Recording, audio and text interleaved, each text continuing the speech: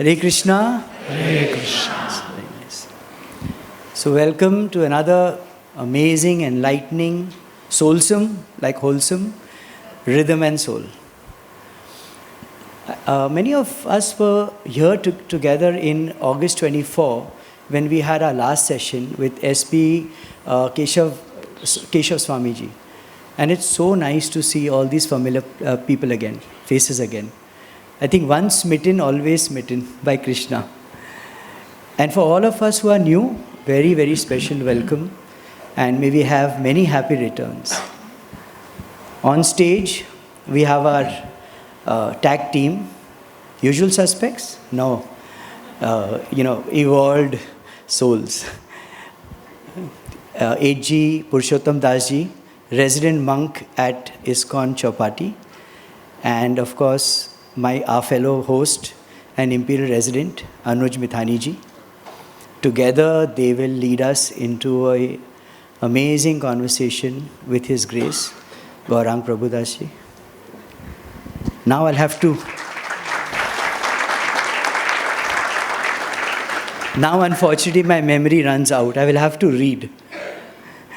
A graduate from IIT Bombay, Prabhuji is a revered monk and a spiritual leader, inspirational speaker, leadership coach, and mentor and social reformer. As a disciple of His Holiness Radhanath Swami, Gauranga Prabhu played an instrumental role in the establishment and growth of the Radha Gopinath temple in Chowpatty as we know it. Today, Chowpatty is the beating heart of ISKCON worldwide and a model for organization of spiritual communities. He has also set up the Govardhan Eco Village, a model for organization of spiritual communities, and which has brought a spiritual sanctuary outside of Mumbai, which has brought Vrindavan to our doorsteps. The Eco Village has received UN honors for ecotourism, sustainability, and rural and community development. As a member of ISKCON's governing body commission, he plays a pivotal role at a global level in the administration and development of ISKCON worldwide. I could go on and on with his accomplishments, but I think he will only be embarrassed. Prabhuji, welcome back to the Imperial, and thank you so much for sparing such precious time for us. May I now call on stage our fellow hosts, Sanjay Bhai and Nikhil Bhai, with garlands. Hare Krishna.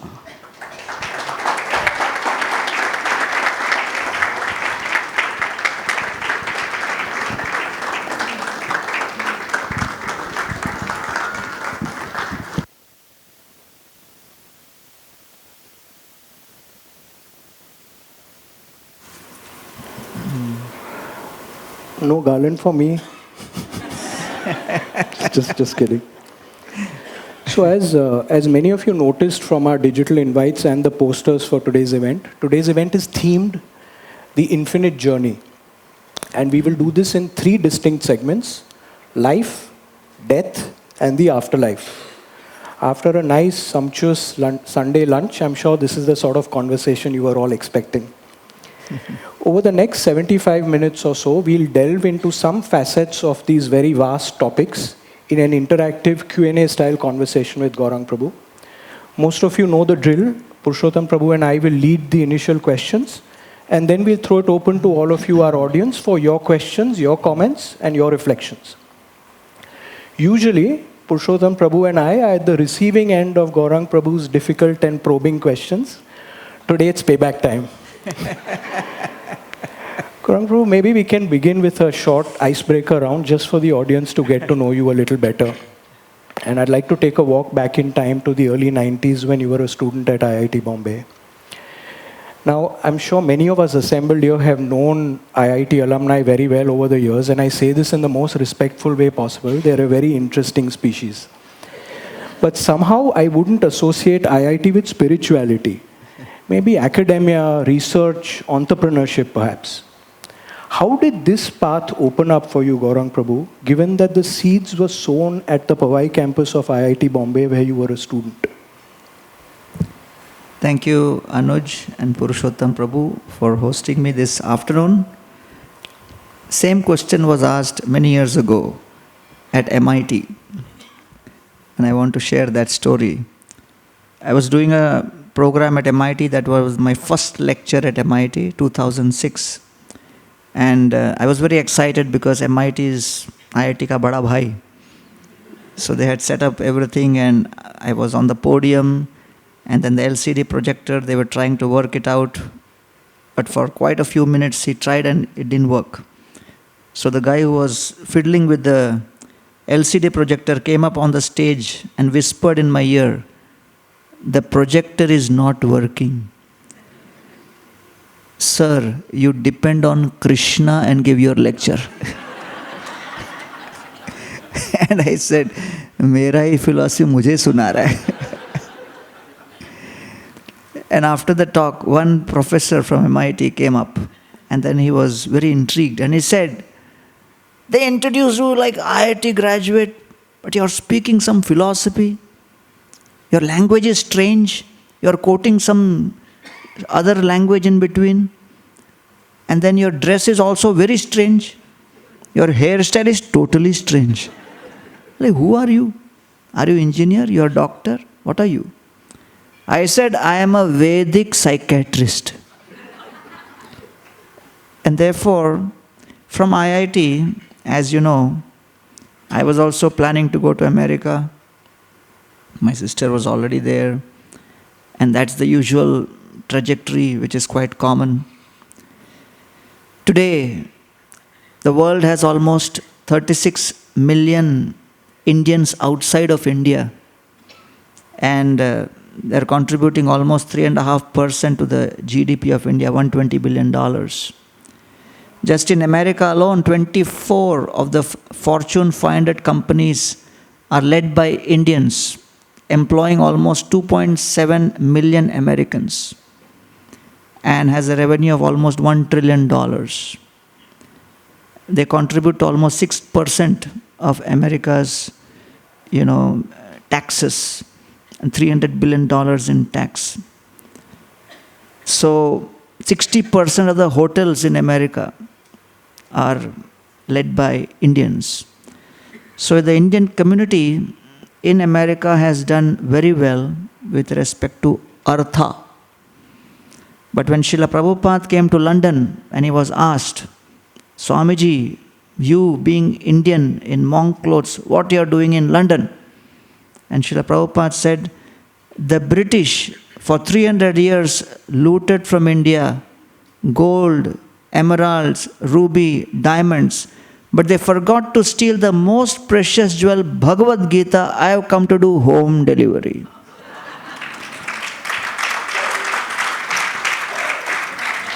So therefore, I also thought that the world has enough artha being distributed, and Indians are going all over the world and collecting artha, but I should follow in the footsteps of Srila Prabhupada, and rather than going and collecting artha, I should go and distribute dharma, and that's why I took this path.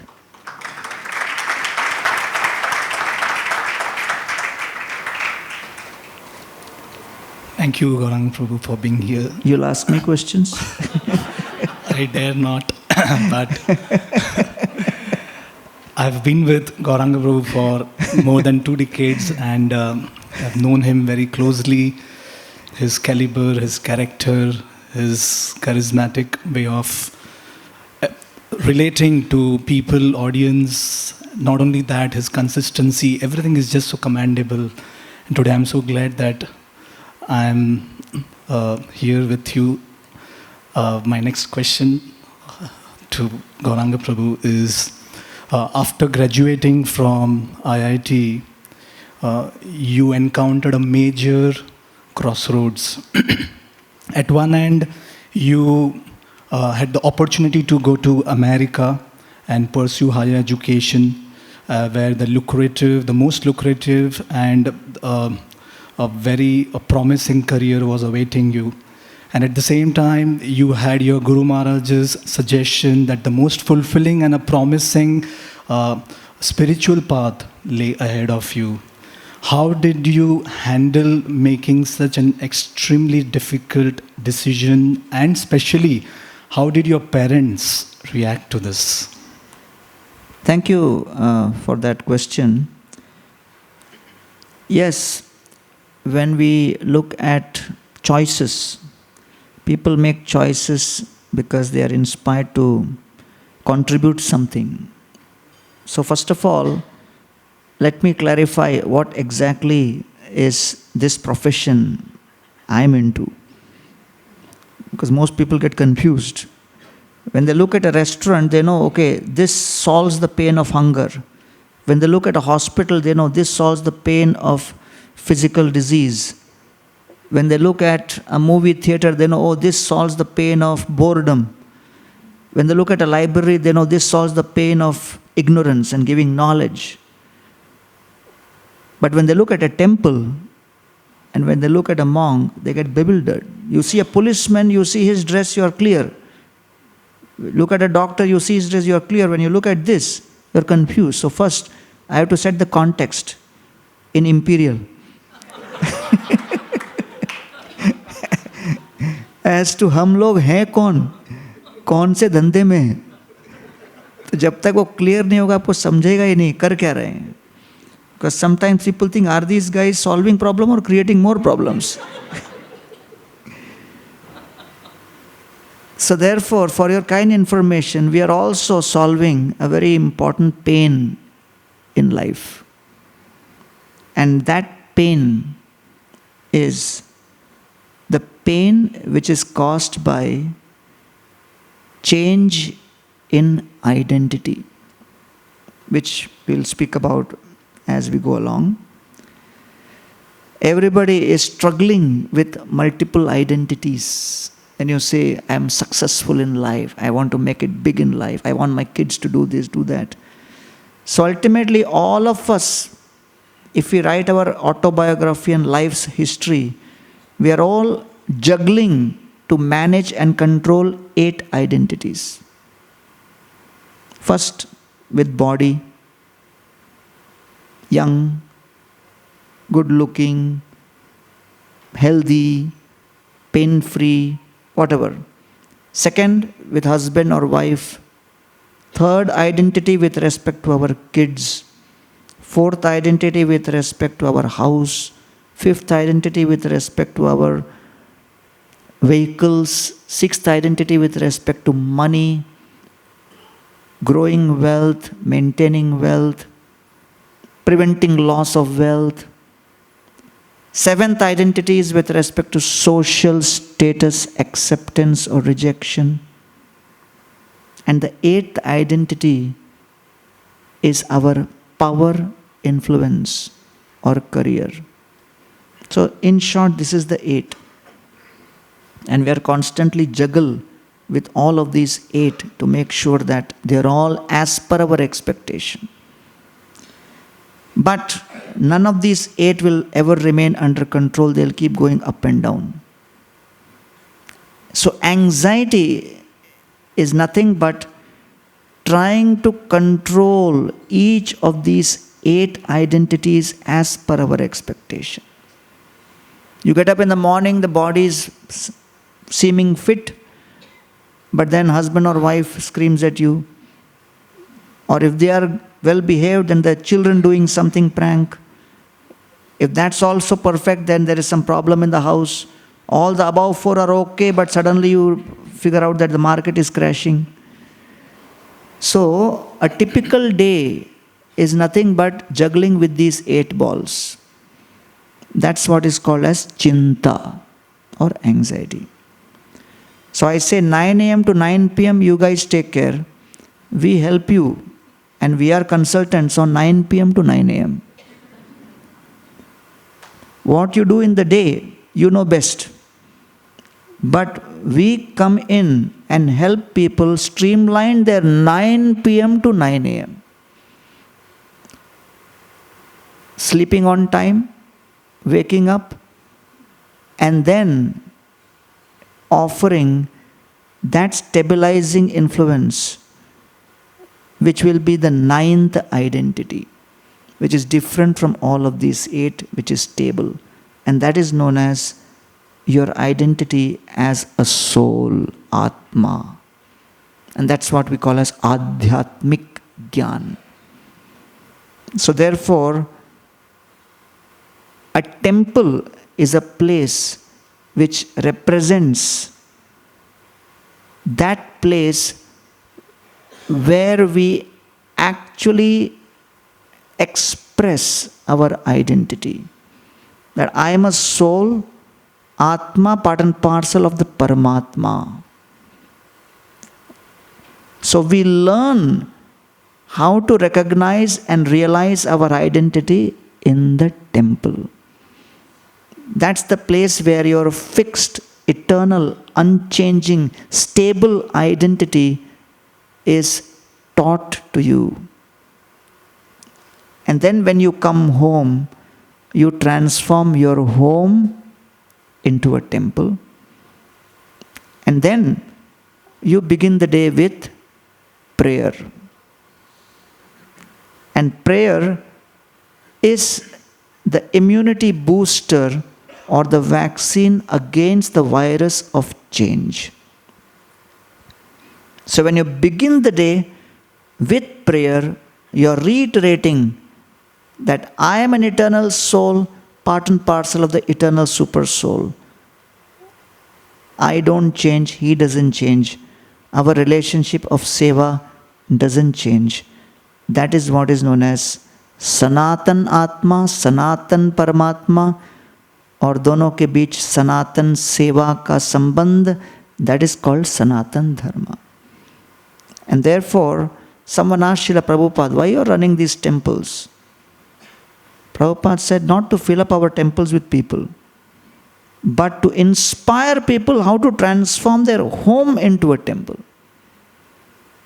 And therefore, when one of our brahmacharis joined the ashram many years ago, his father came and started arguing with me. मंदिर अभी क्यों join किया? मेरे उम्र का होगा तब join होना चाहिए. तो I said, बेटे को जाने दो, आप आ जाओ. He got bewildered. He said, घर पे पूछ के बताऊंगा. Next day he came and said, बेटे को ही रहने दो. So the mission in which we are in is helping transform the 30 crore households in India into temples. A place where you begin the day with understanding your eternal identity. And that was the reason when I studied the Gita, I got inspired that let us do something which will help arrest the anxiety which people are going through. 26 crore Indians today are going through severe anxiety. 450 suicides every single day. People are into all kinds of addictions. 6.5 trillion cigarettes being smoked every single year. People have lost control over themselves. So therefore I thought, let me take to this path and be part of the solution. But when I joined, my family was, bewildered because they didn't know what this was. And then they didn't even tell anybody that I have joined the temple. When my cousins would ask, where is he? They said, Bombay mein hai. Karta kya hai? Bombay mein hai. Then one of my cousins saw the Atma serial on television, recognized my face, called my mother and said, Arey, I think I recognized him. But hairstyle alag lag raha tha. So this is he joined and he's teaching Gita and all. Said, Arey, none of our other cousins, I've got almost 30 cousins. So we are all engaged in sinful activity. We need help of someone like this. Call him and we'll organize a lecture. So we organized a lecture for my whole family. And then almost 100 people were there. And I gave the lecture. But more than me, there was somebody from the temple who came and gave the lecture. And that devotee said, pointing to me, the Bhagavatam says anyone who becomes Krishna's devotee 21 generations are liberated. So all of you who are sitting here will all go to Vaikuntha because of him pointing to me. After the lecture, a cousin came to me and said, continue chanting. And he said, if you have any problem, let me know.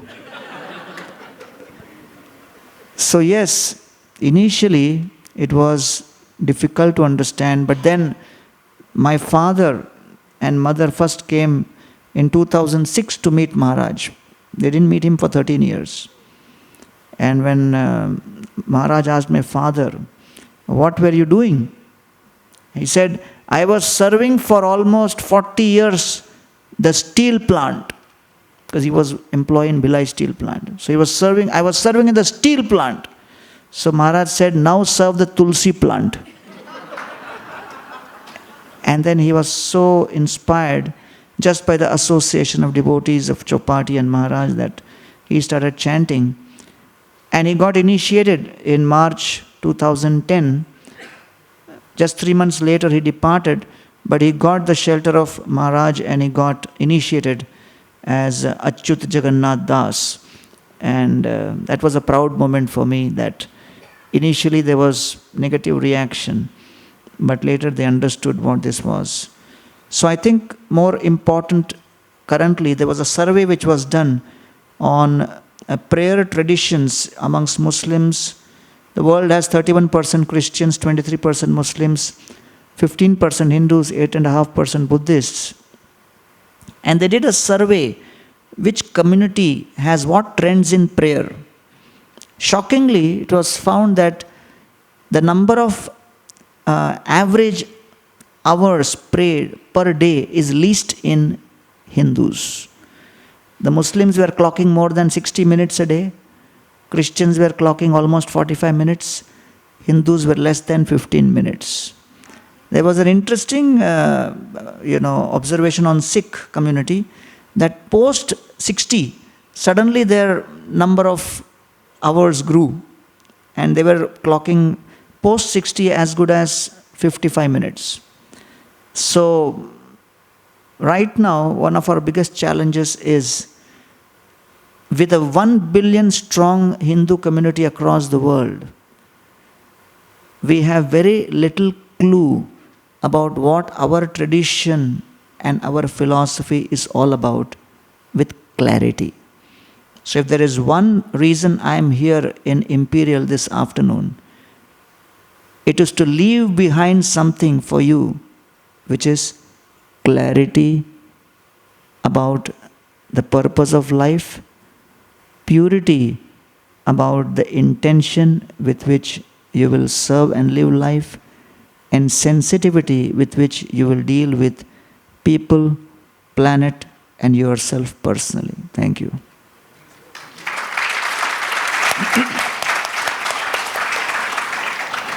Gauranga Prabhu, what might you have pursued if you had not donned these saffron robes?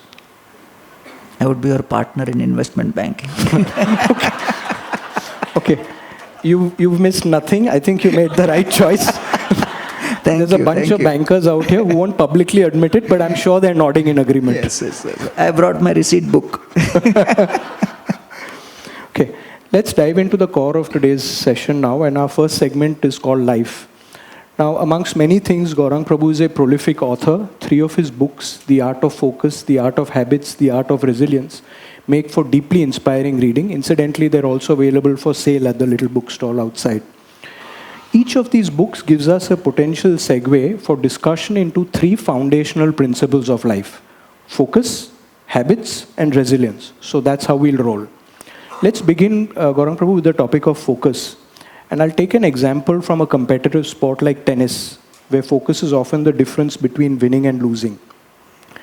The legendary Roger Federer says that he played his best tennis when he focused on every point and every ball, i.e. the process or the effort. Novak Djokovic says that he plays his best tennis when he focuses on the trophy, i.e. the outcome or the end result. Arguably, both are the greatest players of the game, perhaps the finest sportsmen of our generation.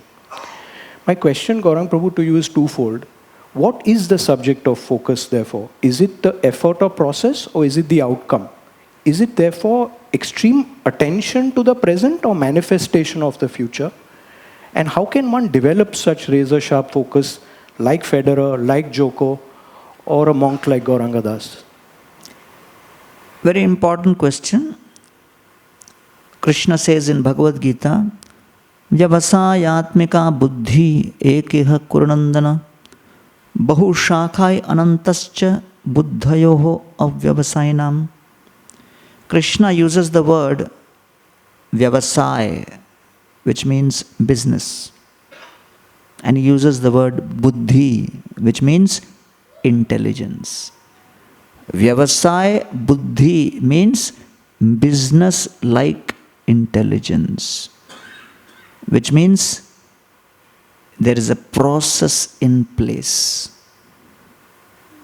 You do your business not randomly, you follow a process. So Krishna is saying that yes, I know that majority of people in this world approach spirituality purely with some sentiment and emotion.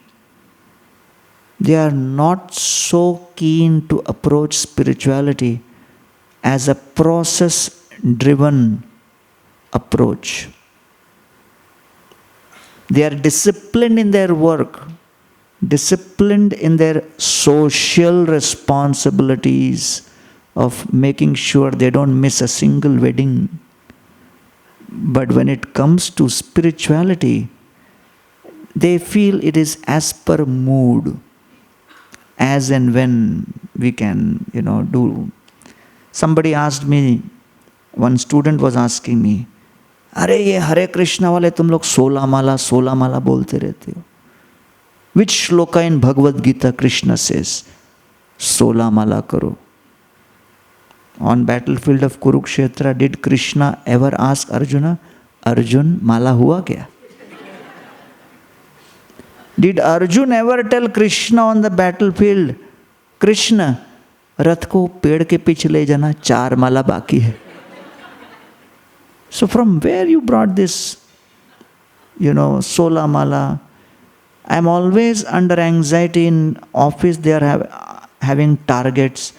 At home they are having targets. Kids are having targets. Everywhere I am under pressure because of targets. I come to temple to relax. Here also targets. Why? I said, you tell me honestly, what is the way you want to approach spirituality? He said, mood आएगा तब करूँगा. I said, ठीक है, mood कब आता है? कभी नहीं.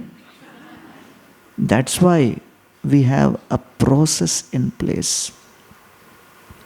So therefore, when we speak about the idea of focus from athlete's point of view, from student's point of view, from scientist's point of view, that's a little different when you speak about focus from a spiritual perspective. And here we are going to the very root of what focus is defined as in the Bhagavad Gita. So there are 4 dimensions which you have to understand to unpack focus in detail. Nothing in Gita is superficial. It's not some lingo which is just thrown up now and then as per the fashion.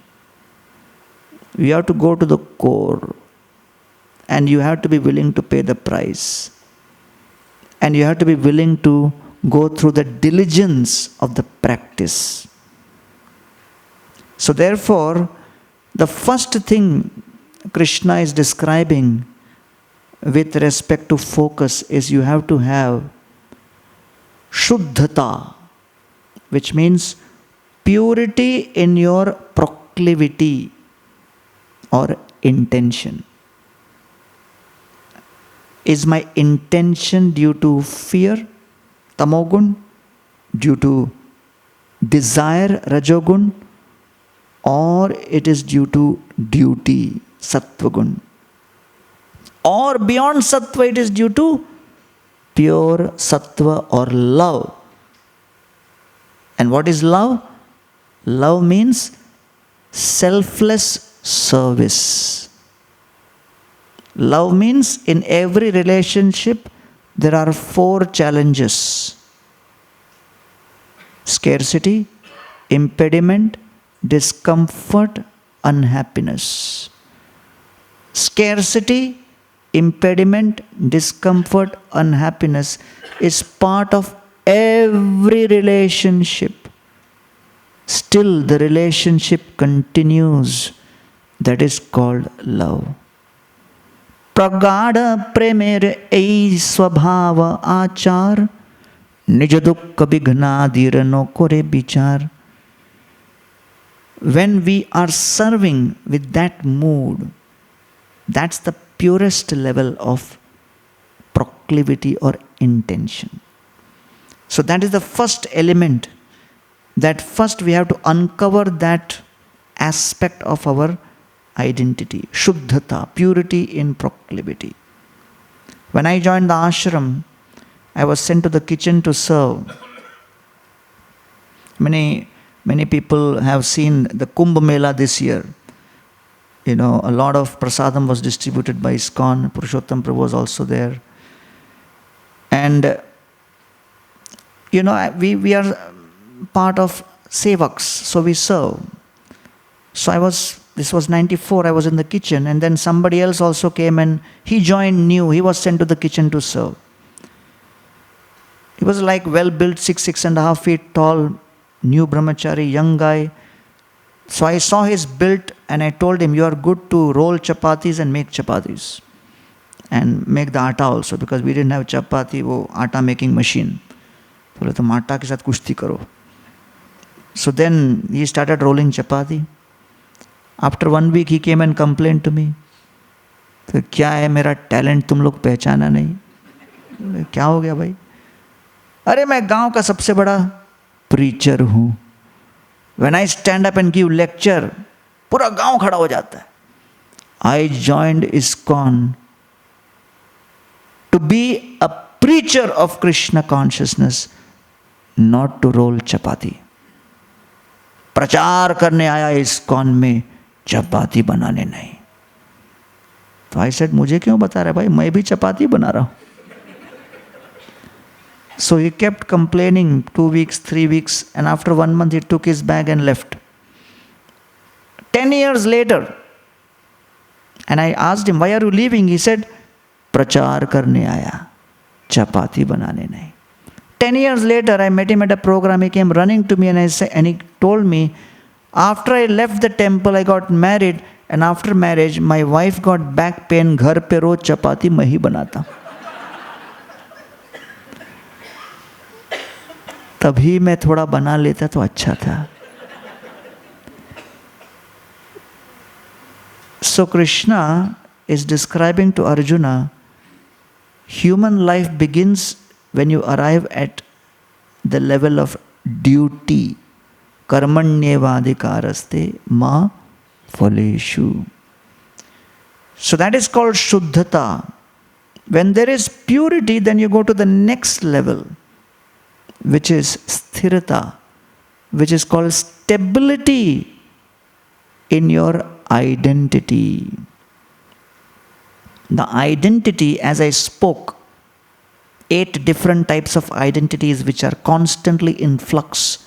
You have to go beyond that and be situated in your identity as a soul, as an Atma, as an eternal Sevak.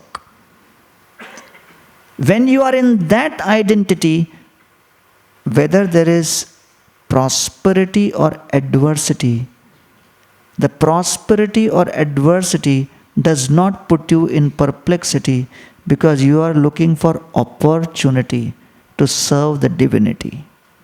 And that's what stability is all about. And so, the Pandavas are described. Yatra dharma suto raja, gada panir brikodara, Krishno stri gandivam chapam, suhrda Krishnas tato vipat. That the Pandavas had a dream family. Yudhishthir was dharma personified, Bhim was power personified, Arjuna was skill personified, and Nakul and Sahadev were loyalty personified, Krishna was well-wisher personified. Still, the reality of the Pandavas, where they went through adversities repeatedly, tato avipat. But because they had stability in their identity as Krishna's servants, they were never affected and they continued on. When there is Shuddhata and Sthirata, then you come to the third, which is called Snigdhata, which is flexibility, and flexibility in your activity. And that's what was so special about the Pandavas, that they were obstacles, but they went moving ahead just like the Ganga moves towards the ocean. There may be stones, there may be rocks, there may be obstacles, but you continue on in the journey without stopping for a moment. And that is possible only when you are having stable identity. Otherwise, the general tendency is when you are disoriented, you are disconnected, or you become discouraged, you become desperate, you feel defeated and depressed. Therefore, you need determination and dedication to continue on. And that is something which Sanatan Dharma tradition is teaching us, that you can actually acquire that if you add a very important element in your life beyond just trying to acquire assets. जीवन में केवल साधन मत जुटाते रहो, जीवन में साधना भी जोड़ो. So therefore, the material education is helping you with sadhan. ISKCON has come in your life to help you with sadhana. When you have sadhan and sadhana both together, then ultimately you will experience prosperity. Not wealth, prosperity. And therefore, many years ago, I was going for a program in IIT Kharagpur. I had 2 American friends with me and we landed in Kolkata airport.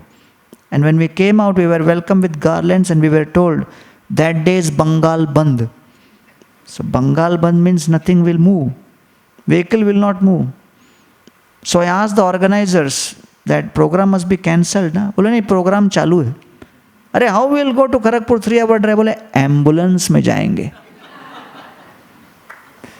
So when I started entering into the ambulance, my 2 American friends were most confused. They asked me, why are we entering ambulance? I said, good question, but answer will take half an hour. Because first I have to explain what is bandh. So I sat in the front, these 2 American friends sat in the back. Someone stopped us on the way and said, हम देखना चाहते हैं पीछे कौन है. I said, देख लो. So they went inside and saw, and my 2 American friends with garlands around their neck were sleeping peacefully. ये अंदर देख के बोलते हैं इनकी आत्मा को शांति मिले. और 3 घंटे के अंदर पहुंच गए हम. So one of the biggest challenges today is mental health crisis. है कि नहीं? पापड़ की तरह हो गए हैं लोग. पापड़ थोड़ा ऐसे करो टूट गए. So therefore, problems sometimes may manifest in our life just like a skyscraper building. I may be 5 foot, 6 foot tall. Skyscraper building may be 50 foot, 80 foot, 100 foot tall, 400 feet tall. We can never cross it. But if I sit in an airplane and look from the airplane, the whole skyscraper looks insignificant and small. The problem and the magnitude of the problem has not changed. The person has not changed. But the perspective from where I look at the problem has changed. And that is what philosophy helps you transform your perspective, so that when you face an insurmountable problem, you don't have to run to the psychiatrist and pop the pill. You ride high in the philosophy, change your perspective, and then experience deep pleasure within as you are surrounded by pain. And that is something you have to really experience to understand.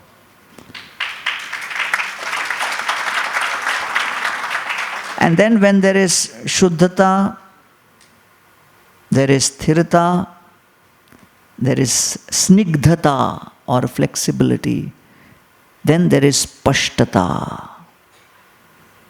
And that is clarity. Clarity in your thought process, clarity in your decision making, clarity in your communication. And therefore, Bhagavad Gita, Bhagavad Puran, all of our entire Vedic literatures, they all speak about these four things. So when you hear the word Sanatan Dharma, you may be referring to the interpretation of Sanatan Dharma on the media, on the Facebook, on WhatsApp, and trying to figure out, if anybody asks you what is Sanatan Dharma, please tell them it has to have these four elements. The Shuddhata, purity in your intention or proclivity. The Sthirata, the stability in your identity as a soul. The Snigdhata, the flexibility in your activity. And fourth, there is Spashtata, clarity in your ability to think and communicate. So this is the idea of Sanatan Dharma and the idea of focus. If these four elements are not there, then you will be randomly focused in each of those 8 different identities, which will always keep you unstable. Hare Krishna. Okay, Anuj? That's good, thank you. Did I answer you okay? Yes, thank you. Or you got more confused with my identity? Okay, so we move on and proceed to the second theme of our today's discussion, that is habits. Habits are the building blocks of intention and action. We'll divide this into 2 parts: how to form a new habits and how to break the old one. My question to you, Gauranga Prabhu, is, as per Darwin's theory of evolution, the species that survives the most are not the one who are strongest or intelligent, but the one who are very much responsive to change. And we have seen that being humans, change has never been so easy. So can you please share how we can form some beneficial, positive habits which we can align with our vision and purpose in life? Yeah, thank you very much.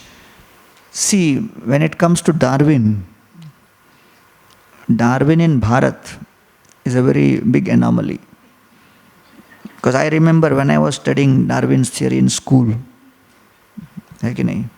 तो मैं तो बचपन से पूजा पाठ वाला आदमी था.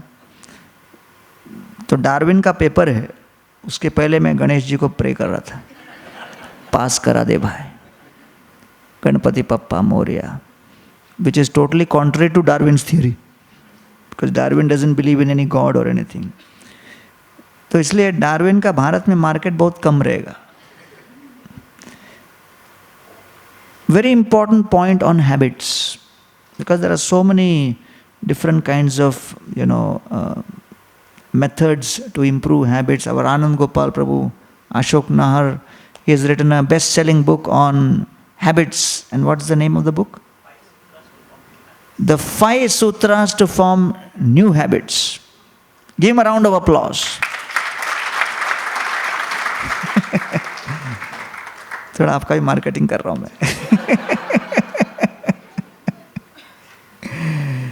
So, habits are the cornerstone of transforming character. Discipline is the fusion of intention with action. The difference between confidence and overconfidence is vigilance. Worry is the tax we are paying on loan we have never taken. So therefore, many of these things become part of our system. When you ask young people, what do you want? I'm a go-getter. But even a go-getter needs to know where to go and what to get. So, it's very important that we understand the perspective of habits from the spiritual and scriptural point of view. You must have heard of Patanjali Yoga. Again. So there are two concepts, Bhoga and Yoga. And it is centered around 5 things. Ishwar, Jeev, Prakriti, Kala, Karma. People say, मैं सब confuse हो जाता हूँ यार, इस्लाम क्या है, Christianity क्या है, हिंदू क्या है, सिख क्या है, बौद्ध क्या है, और हिंदू के अंदर भी द्वैत अद्वैत, और कुंभ मेला तो महाकुंभ क्या महा कन्फ्यूजन था ये.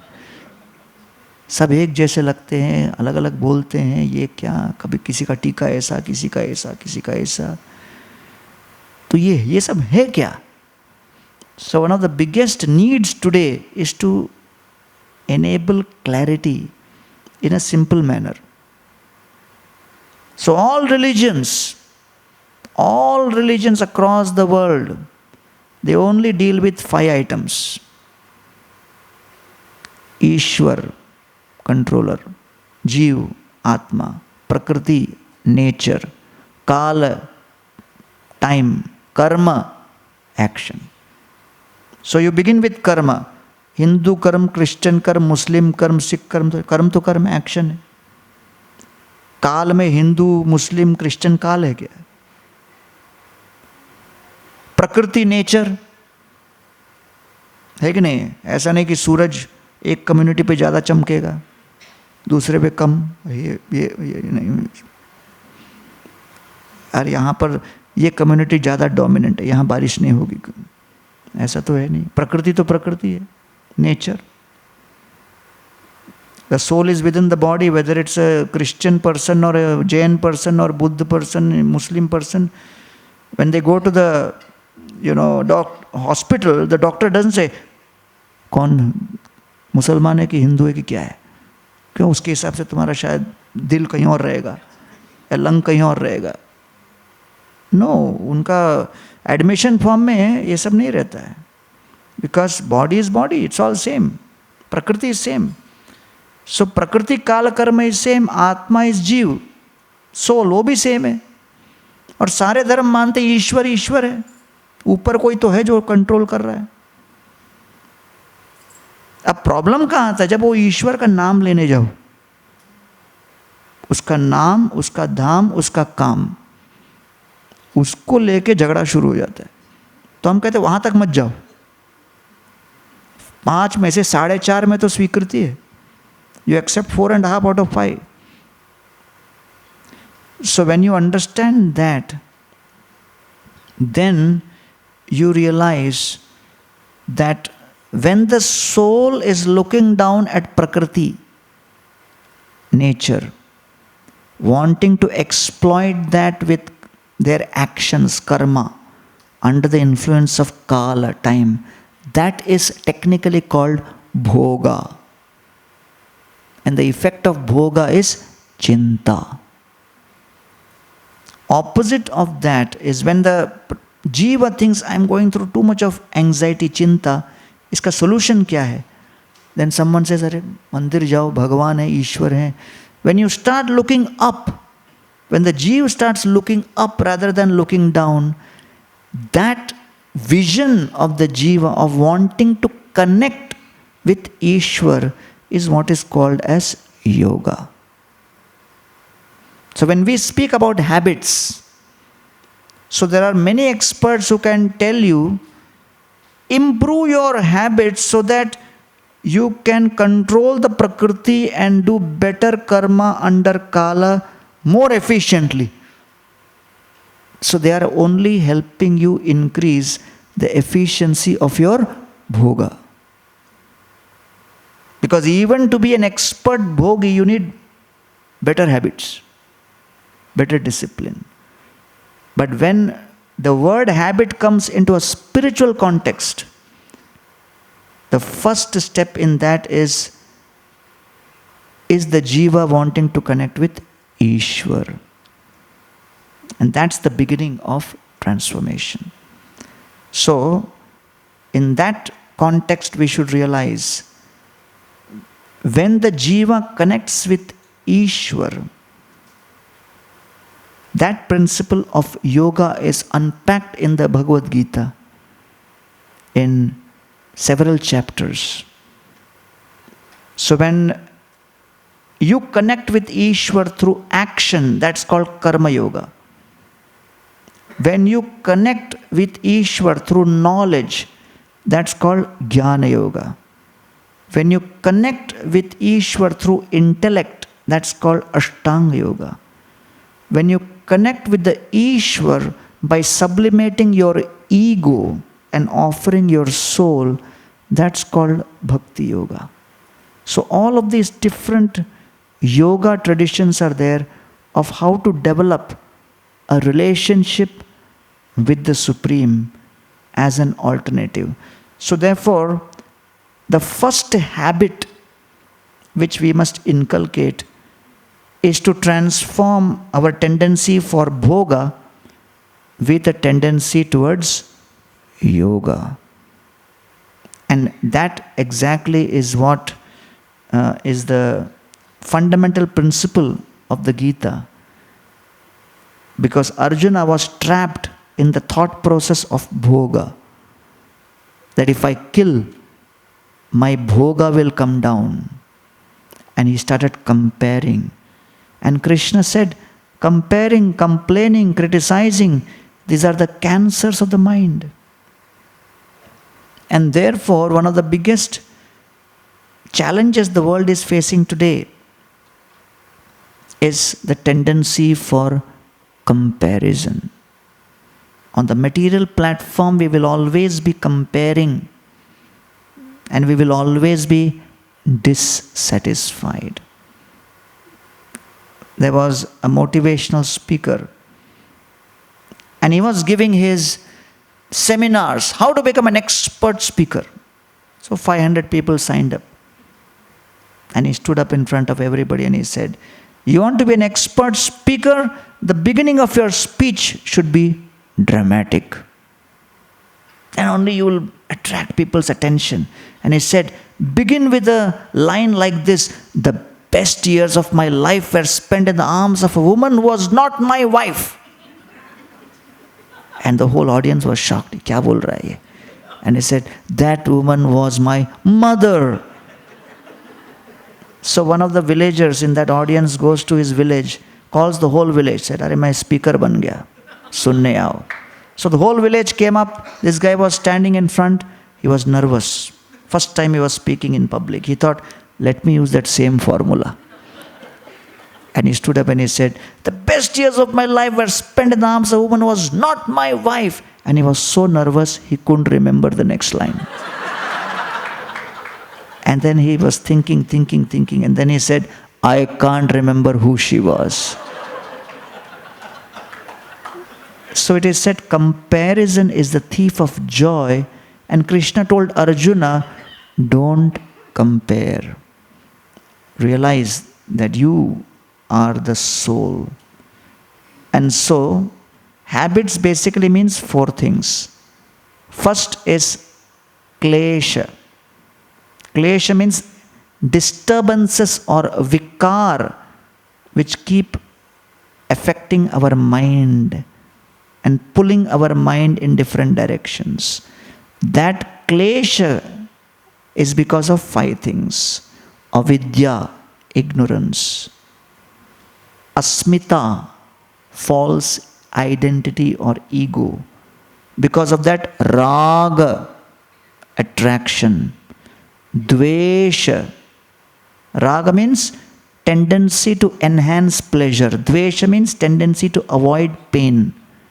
And fifth, abhinivesha. When I get used to using the body as a vehicle for pleasure, when the moment comes when I am going to lose this vehicle, death, I am paranoid. Because the only source and vehicle and instrument through which I would get pleasure, it's going to be taken away. That's called obsessive fear of death. That's called abhinivesha. So these 5 together is what is known as klesha. Then the second element is vritti. Vritti is this 5 together creates a mental state. And based on the mental state, you start making choices. And when you make particular choices, that vritti leads to the third stage, which is called sanskar. Sanskar are the actual impressions which are caused. So in the Mahabharata we had the 5 Pandavas.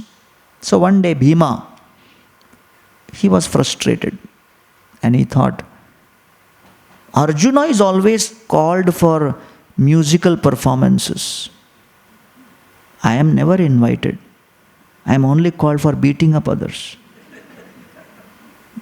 मुझे भी जाना है संगीत के कार्यक्रम में. So he called the best music teacher, said, teach me music. And the teacher was thinking, he has no future. But some people, it is very dangerous to give feedback. So he started teaching.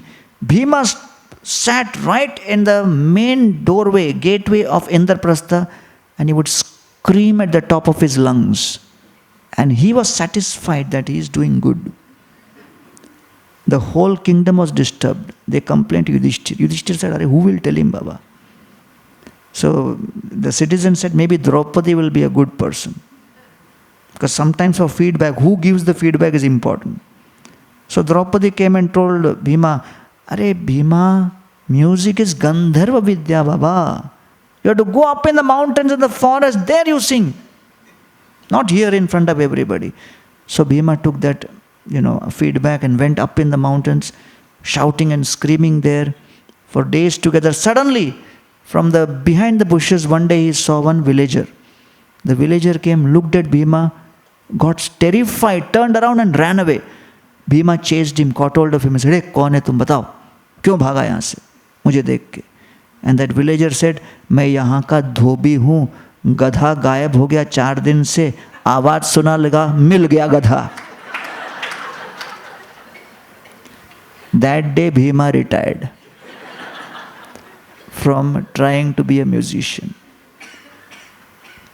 So therefore, from the Gita's perspective, step 1 in any kind of change in habit is transforming your identity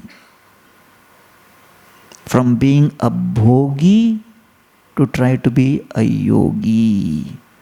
Other things are details which will follow through. So that's the whole idea. When the klesha, vritti and sanskar, they are skewed, then the fourth will be the karma or the action. It will automatically follow. So you actually transform at the original level, at the klesha level, where there is, to begin with, avidya is replaced with vidya. So that's why Srila Prabhupada wrote so many books. At the age of 70 to 81, Srila Prabhupada completed 80 books. And these books have been distributed 55 crore Bhagavad Gitas in 80 languages have been distributed all over the world. So when you replace with avidya with vidya, you replace asmita or false ego with true ego. Raga becomes anuraga for Krishna. Dvesha becomes not touching or not liking things in Rajogun and Tamogun. Automatically, abhinivesha goes away. Fear of death goes away. It is replaced by looking forward to the moment where I will enter into the eternal pastimes of the Lord. And that's the Bhagavad Gita's perspective on habits transformation. Thank you.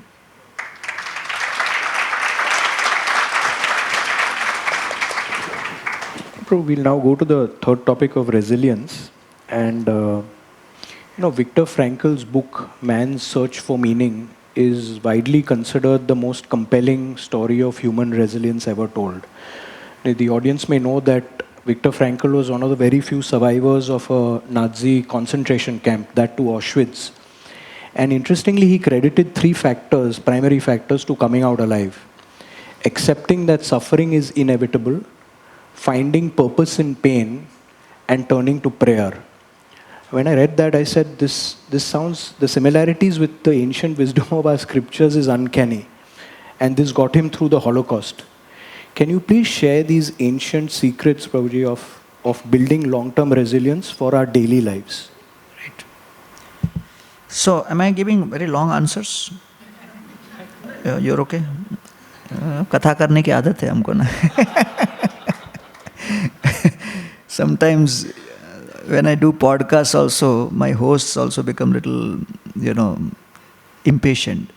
मैं बोलता ही रहता वो ऐसे डरे, पहले समझो भैया, अगला प्रश्न के पहले ये पहले समझो. So, very, very important point on resilience. And in the Bhagavad Gita, Arjuna asks this question to Krishna. Chanchalam hi mana Krishna pramati balabadridam tasyaham nigraham manye vayor eva sudushkaram. The mind is extremely difficult to control and manage. The mind, by its nature, has a tendency to buckle under pressure and stress. How do we deal with this situation? Right? And you know that my first association with ISKCON was also because one of my friends completely flipped out and tried to commit suicide. And in 1992, it was not so much, the mental health crisis and suicides were not so much in vogue like nowadays. It's becoming like very, very deadly. So when we asked our friend, hey, why you tried to do this? So he said, I am addicted to being number one. I have never imagined myself in a role which is number two.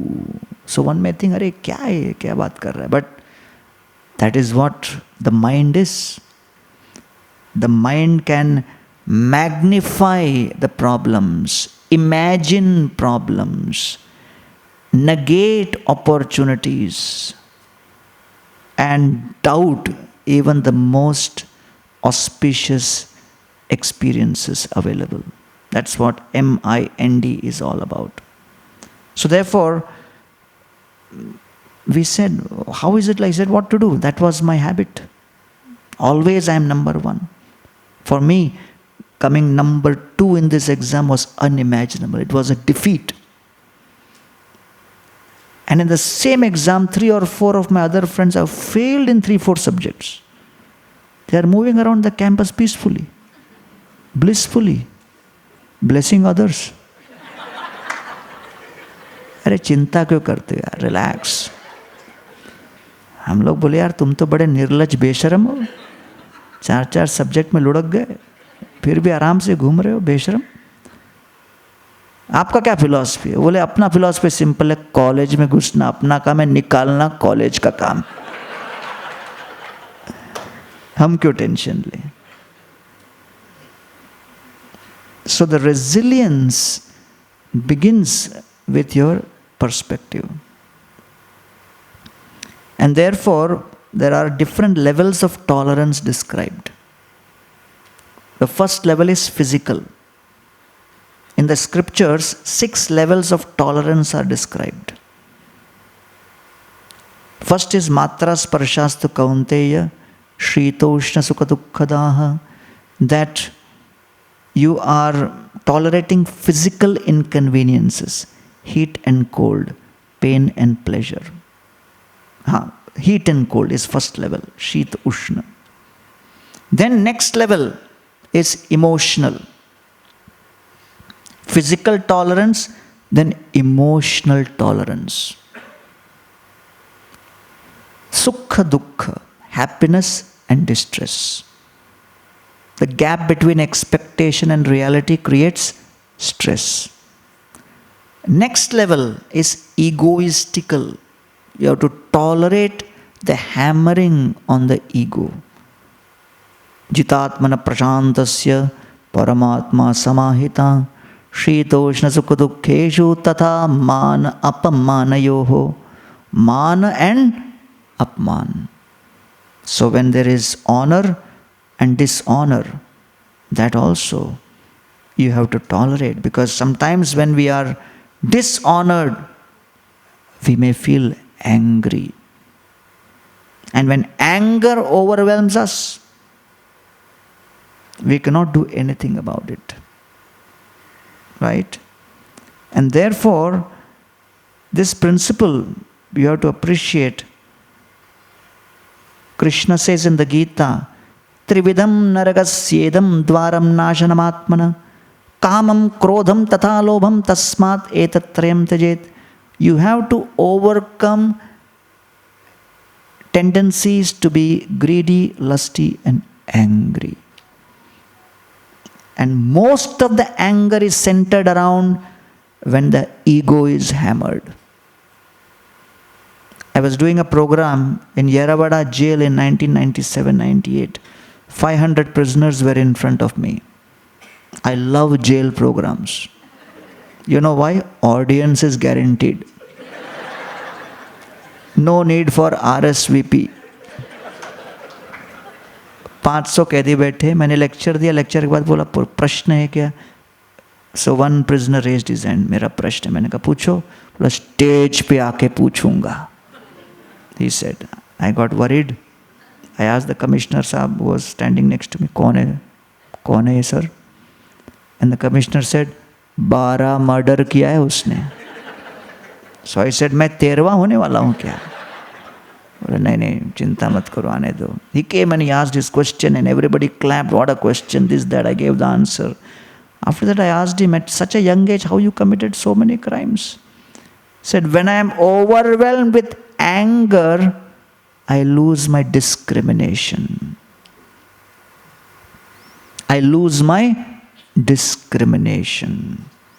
And therefore today's education system is only teaching students how to be successful, Vijay.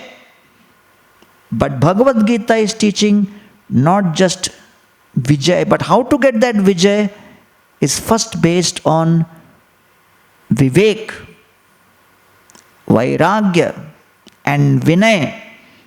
Unless you have Vivek, Vairagya and Vinay, your Vijay will not be sustainable. That's why Gita is so important in the education system. And then this prisoner, he told me, I committed so many crimes, but Swamiji, let me tell you, in the jail everybody has to translate books. Everybody has given some task. So I have been given task of translating books in Braille language. For last 1 year I am doing that. Recent book I am translating in Braille is Bhagavad Gita as it is by Srila Prabhupada. And he said, by reading that Bhagavad Gita, I have developed a desire for satsang. And please, can you organize satsang for us? We immediately started satsang in Yeravada jail, 1997. That satsang went on for 5 years. 100 prisoners started chanting 16 rounds right there. So therefore, when you don't have tools to tolerate the ego being hurt, and that's not a small thing. Mahabharat war was caused because nobody could deal with Duryodhan's ego. Prahlad was tormented and Narsingadev appeared because nobody could handle and control Hiranyakashipu's ego. So that's not a small thing, it's a big one. Virus can maximum kill how many people? But the ego created such a destruction that 64 crore soldiers were killed because of one Duryodhan's ego. Don't underestimate that. So physical, emotional, egoistical. Then, above that, you come to the level of understanding what is favorable and unfavorable.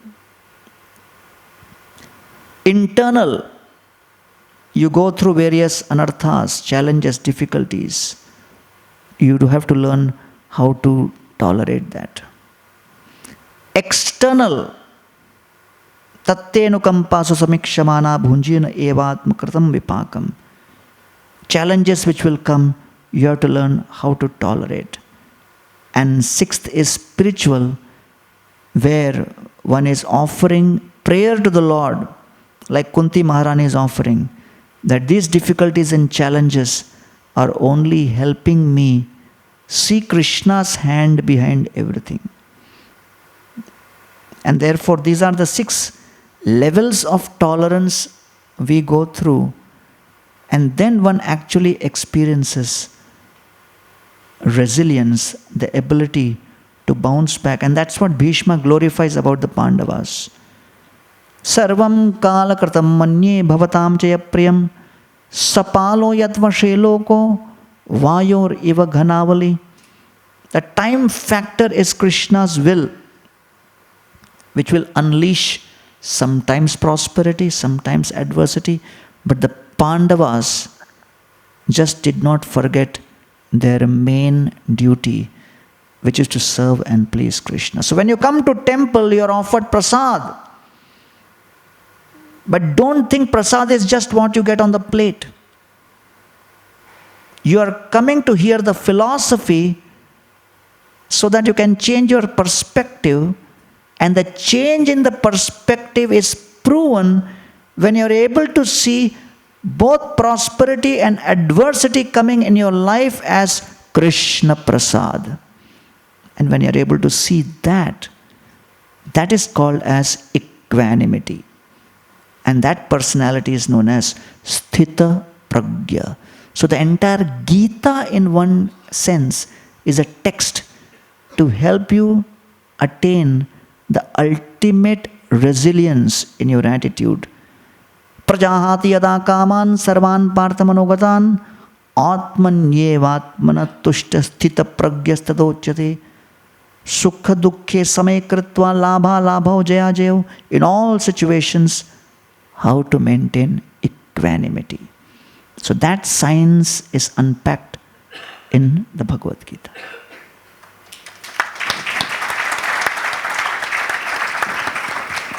So with that, we conclude our first segment, which we call life, and now we move on to a fun segment called death.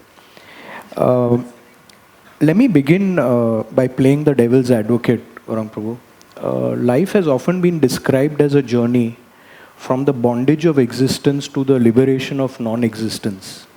I think there's even a verse for this which I think Sadhguru often uses, and pardon my Sanskrit, which says that the beginning of life is sweet, jananam sukhadam, but the end is compassion, maranam karunam, because it relieves you.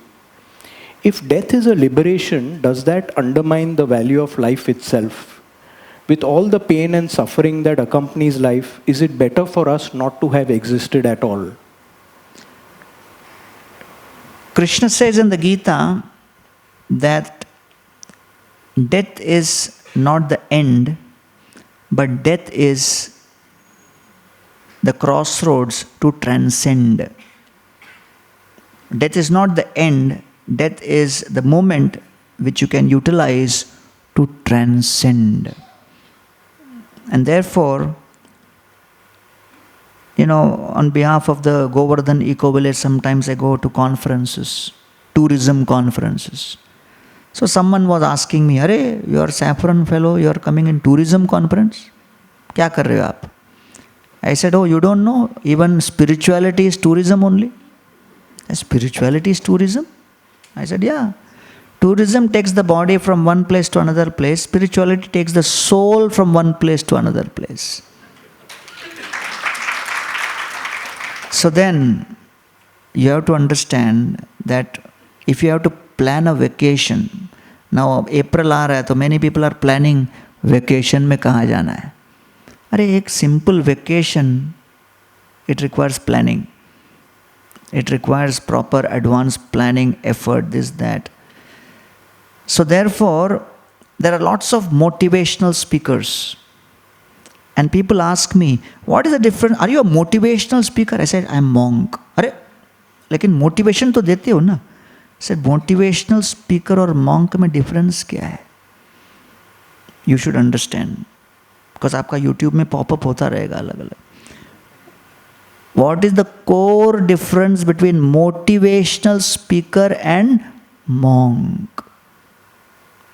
Motivational speaker will help you plan your journey successfully till death.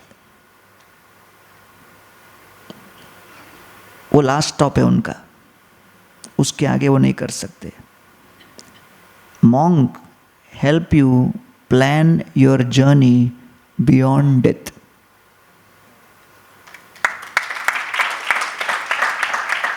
And that's what spirituality is all about. So many times people come to the temple saying that भाई थोड़ा कुछ धन मिले, कुछ ये मिले, कुछ वो मिले, है कि नहीं? कई बार लोगों को इस तरह लगता है अपना ये सब भला हो जाएगा. I remember JJ में और Purushottam Prabhu goes and gives lecture, and we have some faculty here also who are devotees from JJ. So, and Purushottam Prabhu preaches, it's very dynamic. Faculty is becoming devotee. When I preached there for 17 years, and I was always banned there.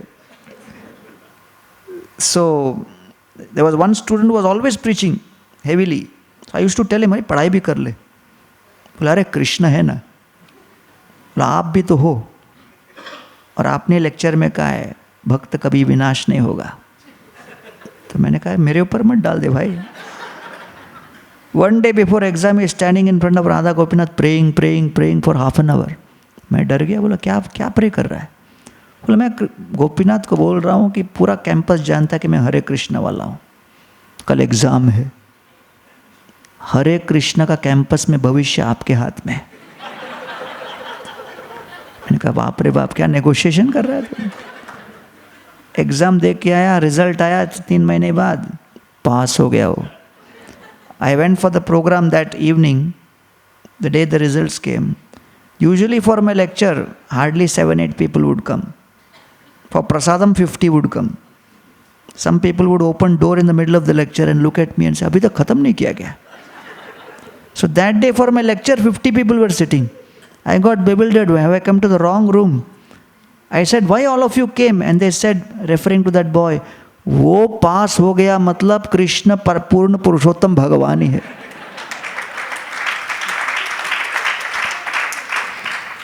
So the normal idea is go to the temple, bhala hoga, ye hoga, wo hoga. But the actual idea of spirituality is how to plan the journey of the soul beyond death. People say ना जिंदगी सफ़र है.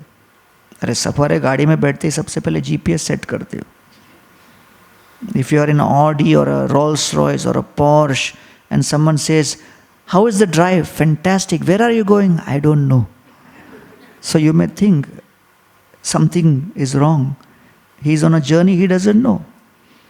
So if you are only focused on improving the speed of the car, the comfort of the car, the air conditioning of the car, the sound system within the car, and then someone just nudges you and says, where are you going? Hey, don't disturb me.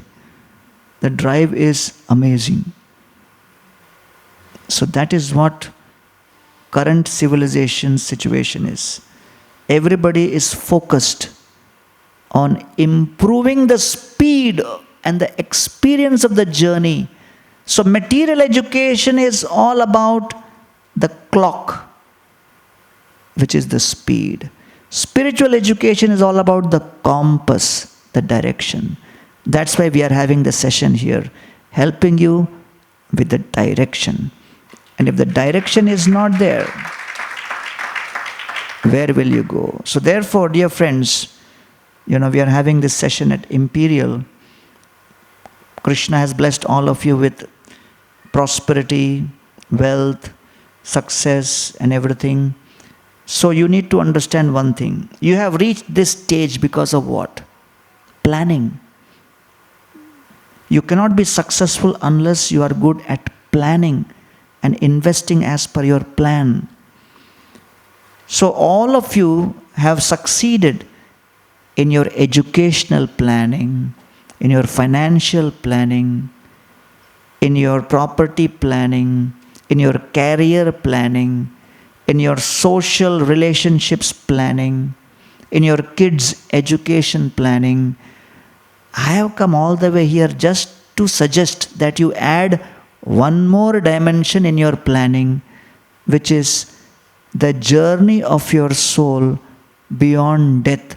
That planning you add, your life becomes fully successful.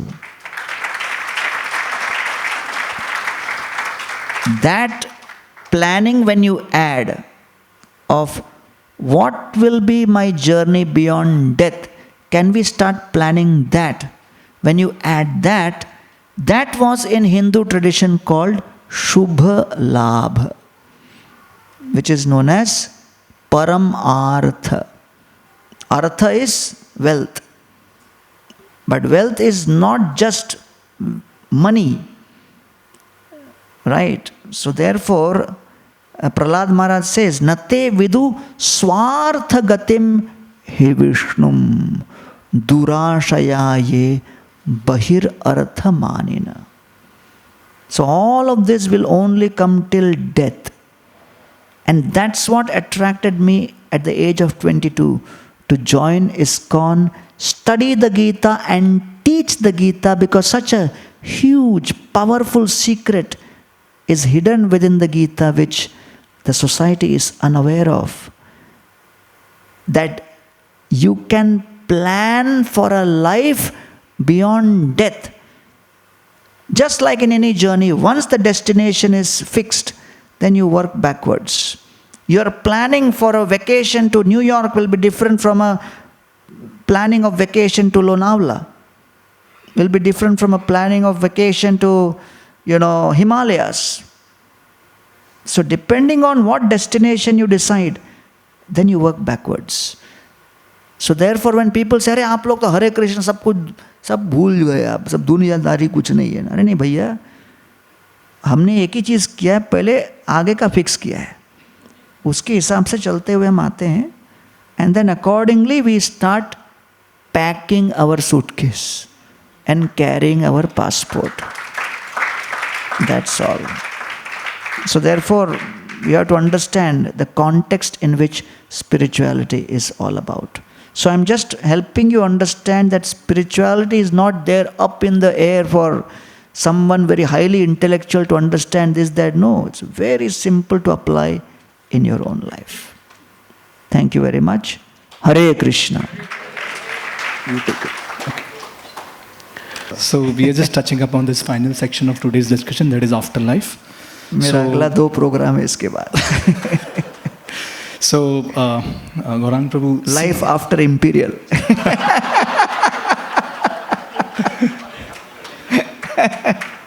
So this is one more question. C.S. Lewis, a very famous Christian theologian and author, he writes that you can't go back and change the beginning, but you can start where you are and change the ending. Now, based on your study of Vedic philosophy, is there any merits?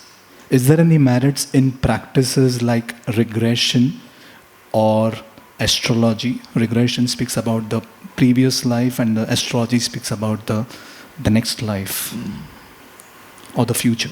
Yeah, see, if you look at the Vedas, so Vedas are complete knowledge, right? So, because I have a ticket to New York, and finally I have to, go through immigration in JFK, so doesn't mean that I don't carry thepla with me in Mumbai.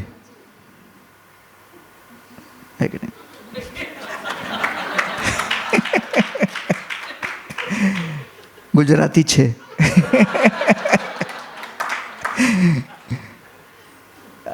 अगर थेपला और चुंदा लेके बैठा flight में तो बोला, अरे New York जाना है तो यहाँ क्यों, थेपला क्यों, अरे तब तक भूखे रहेंगे क्या? तो 17 घंटे का जो फ्लाइट है उसके लिए भी कुछ तो खाना है कि नहीं? सो देयरफॉर अब बोले आपका डेस्टिनेशन तो भगवत धाम है, तब तक क्या पानी पीता रहूं क्या? So from here till there we have to engage ourselves in a way which is aligned with that purpose. Right? That means that you have to go to the right boarding gate in T2. You have to enter into the, even after going in the right at the flight, you can't be creating a ruckus. If you create a ruckus, they'll throw you out. So you have to follow many things till you reach the destination. So the Vedic system was such that the 4 Vedas were supplemented by Vedangas or Upavedas, Jyotish, Chanda, Vyakaran, Nyaya. So many things were there which were Ayurveda. All of that was part of the Vedas, so that you can keep yourself healthy, happy, hopeful, to attain the higher heavens. So we need all of these things in our life. So therefore, we speak about Vaikuntha as the abode of Lakshmi Narayan. And Lakshmi Puja तो बहुत common है, सभी करते हैं दिवाली के समय लक्ष्मी पूजा. लेकिन बहुत लोगों को पता नहीं कि the Vedic paradigm speaks about the Ashtalakshmi framework. Lakshmi 8 प्रकार की हैं. आदि Lakshmi, which is nature, earth, water, fire, air, ether, इसकी शुद्धता, शुद्ध हवा, शुद्ध भोजन, शुद्ध जमीन, शुद्ध जल, ये सब आदि लक्ष्मी है. That is also opulence. Second is dhairya lakshmi, the ability to maintain your calm and composure is a Lakshmi, is a opulence. सबके बस की बात नहीं होती वो. लक्ष्मी की कृपा चाहिए. थर्ड इज संतान लक्ष्मी. कोई भी कंपनी में मालिक का सबसे बड़ा प्रॉब्लम, सबसे बड़ा चैलेंज क्या होता है? अच्छे लोग, human resource. That's called Santana Lakshmi. Reliable, faithful, loyal, committed manpower. People. भरोसे के लोग. संतान लक्ष्मी. अगर आपके पास भरोसे के एम्प्लॉयज हैं, भरोसे के मित्र हैं, भरोसे के समाज हैं आपके आसपास, that's opulence. लक्ष्मी है वो. Then fourth is Vijay Lakshmi, plan बहुत बनाएंगे लेकिन लास्ट मिनट पे कुछ हो जाता है, रिजल्ट नहीं मिलता। तो प्रयास करके भी विजय पाना वो एक लक्ष्मी है, लक्ष्मी की कृपा चाहिए उसके लिए। Then fifth is Vidya Lakshmi, वो भी लक्ष्मी है, Vidya which is knowledge. Some people are blessed with knowledge. वो आजकल स्टार्टअप का जमाना है, आइडिया, वो आइडिया क्या है? वो लक्ष्मी देवी की कृपा है। देन सिक्स्थ इज धान्य लक्ष्मी। धान्य लक्ष्मी कौन सा है? अनाज, साग सब्जी, अच्छा भोजन मिलना, दूध, ये सब बहुत रेयर है। Today 282 million people in the world are facing food distress. 848 million people in the world are experiencing hunger. 4.2 billion tons of food is produced in the world today, out of which 1.3 billion ton is wasted. Food industry is worth almost $1 trillion. The amount of wasted food uses land of 1.4 billion hectares.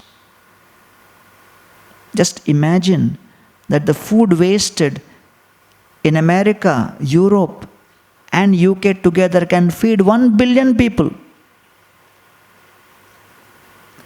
70% of water is used for agriculture. 80% of agriculture is rice, wheat, and sugarcane. But the amount of waste which is produced, you just throw one burger away, it is equivalent to wasting water over a 90 minutes shower. So we have been given food, so we should realize its value. It is also Lakshmi, and we can do a lot by preventing food waste. Understanding it is also Lakshmi. And then the seventh is Gaja Lakshmi, which is the wealth of livestock, cows, bovine. When India got independence in 1947, India had a population of almost 25 to 27 crore human beings and 108 crore cows. Today, India's human population has become 150 crores. Cow population has gone down to 9 crores. This is also Lakshmi. And the eighth Lakshmi is what all of us know, Dhana Lakshmi. Oh, बराबर, ये तो हम पहचानते बराबर. But you should realize the holistic, wholesome approach of Vedic literatures. That all of these perspectives were taken into account so that the journey can be as comfortable as possible, so that you are able to remember Krishna at the moment of death. And then yam yam vapi smaran bhava tajantante kalavar. Whatever we think of at the moment of death, that we attain after. So that's all connected. Nowadays, you're all from the corporate world, so you all talk of systems thinking. The whole Vedic literature is nothing but a systems thinking approach to life. Nothing is in silos, everything is connected. Material energy, spiritual energy, marginal energy. The perfect collab, not competition, not cooperation, but collaboration with the Jivatma, Paramatma and Prakriti is what will make your life successful. Okay, we'll just quickly end with this last rapid fire round. So with your permission, let's take up this rapid fire round. So I'm going to throw a few questions in quick succession, and please answer the first thing that comes in your mind. And no overthinking, please. Just a pure gut feeling. So let's warm up with this or that. That means please pick up one of the choices that I give you. The first is science or faith. Faith. Wow. Head or heart. Heart. Instagram or Twitter. Instagram. Free will or destiny. Free will. Amazing. Meditation and prayer or public service. Prayer. Amazing. Last, project or people. People. Amazing. Thank you. So now, what's the first thought that comes to your mind when I say the word money? Might. Wow. Regret. Light. Love. Right. Politics. Fight.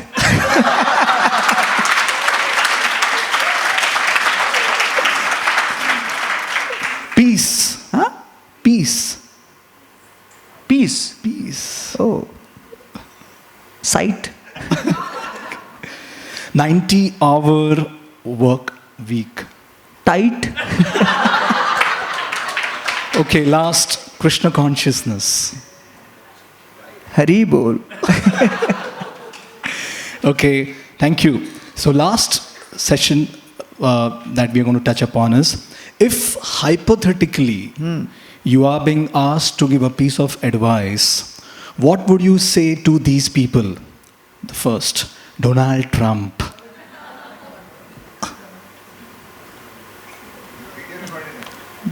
Tulasi Priya. He appointed Tulasi Gabbard, who's a devotee. Okay, wonderful. Second, God. Tulasi Priya. He is pleased by worship of Tulasi. Sam Altman. Of course, who's the founder of OpenAI. I'll tell him, AI, always introspect. Amazing. Rahul Gandhi. Always insecure. Anuj Mithani. Thank you for hosting today. Two more. Our esteemed audience. Please try to practice what we spoke. Okay. And the last one, younger Gauranga Das. Will be in ISKCON again. Amazing. Thank you so much. Thank you, Gauranga Prabhu. This has been an enlightening conversation. If it's okay, we'll take 10-15 minutes of audience questions. And we have volunteers with mics, maybe Kunal and this. If you could raise your hand, we'll direct one of them to you. If you could limit yourself to one concise question, we'll try and include more people. We have some hands there. Kunal? बहुत एक Kunal, दो तीन चार We'll take पाँच. maybe 3 or 4 questions. 1 Go ahead. 2 3 4 5 चलो 5.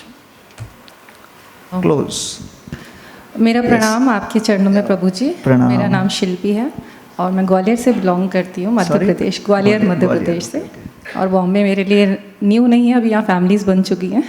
सो मेरा सवाल आपसे ये है कि जब भी हम ऐसे स्पिरिचुअल फंक्शंस में जाते हैं या मंदिर में जाते हैं तो हमारी आत्मा को बहुत शांति मिलती है. ऐसा लगता है सुनते रहो बस इसको बार बार. और जैसे यहाँ से बाहर कदम रखेंगे तो हमारे को इतनी सारी चीज़ें घेर लेती हैं. तो इसका एक कोई छोटा सा एक उपाय बताइए, शायद सबके साथ ही होता होगा, जिसको हम इजीली लड़ सकें. बहुत अच्छा प्रश्न पूछा शिल्पी जी. क्या करते हैं आप? सर मैं योगा टीचर हूँ और मैं बहुत शांत हूँ मन से. वाह. तो आप लोक कल्याण के लिए प्रश्न पूछ रहे हैं? जी जी जी. अच्छा ठीक है.